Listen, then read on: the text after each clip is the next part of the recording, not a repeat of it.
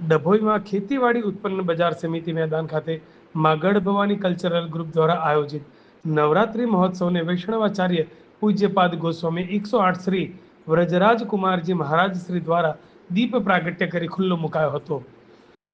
ઐતિહાસિક નગરી ડભોઈ ખાતે ધારાસભ્ય શૈલેષ મહેતાના પ્રમુખ સ્થાને ગઢ ભવાની કલ્ચરલ ગ્રુપ દ્વારા સતત 8મા વર્ષે ખેતીવાડી ઉત્પન્ન બજાર સમિતિના મેદાનમાં માં શક્તિની આરાધનાના પર્વ નવરાત્રિને અનુલક્ષી ડભોઈ નવરાત્રિ મહોત્સવનું સુંદર આયોજન કરવામાં આવ્યું છે।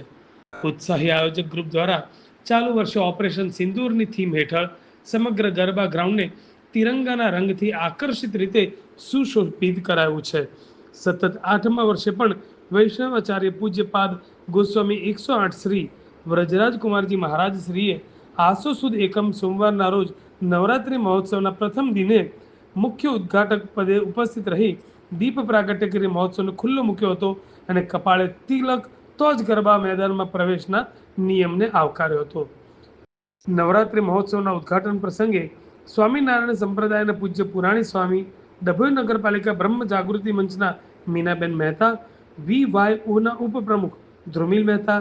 જિલ્લા ભાજપ પ્રમુખ રસિક પ્રજાપતિ, ડોક્ટર BJ બ્રહ્મભટ્ટ, ભાજપ મહિલા મોરચાના પ્રમુખ સોનલબેન સોલંકી, આયોજક મંડળના ભાવેશભાઈ નડાવાળા, નરેન્દ્રસિંહ અડોદરિયા, સુનિલભાઈ બેંકર, DYSP આકાશ પટેલ, PIKJ ઝાલાના સહિતના આગેવાનો, મહાનુભાવો અને નગરજનો ઉપસ્થિત રહ્યા હતા। 8 વર્ષથી અહીંયાના કલ્ચરલ એસોસિએશનના તત્વાવધાનમાં લોકલાડીલા ધારાસભ્ય શૈલેષભાઈ મહેતાના નેતૃત્વમાં જે ગરબા મહોત્સવનું અહીંયા આયોજન કરવામાં આવે છે, ખરેખર આખું આયોજન એ આપણા સર્વ લોકો માટે એક સુરક્ષિત આયોજન છે। અહીંયા આવતા જ એક ખૂબ પોઝિટિવ એનર્જીનો અનુભવ થાય છે,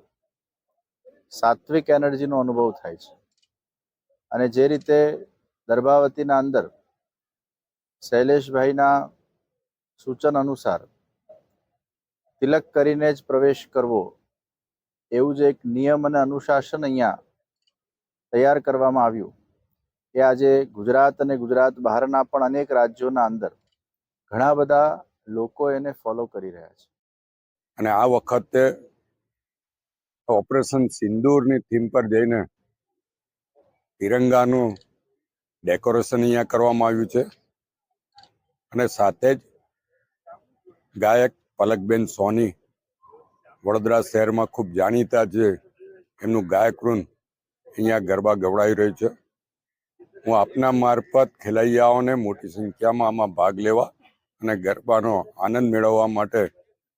આગ્રહભરી વિનંતી કરું છું અને આમંત્રણ આપું છું।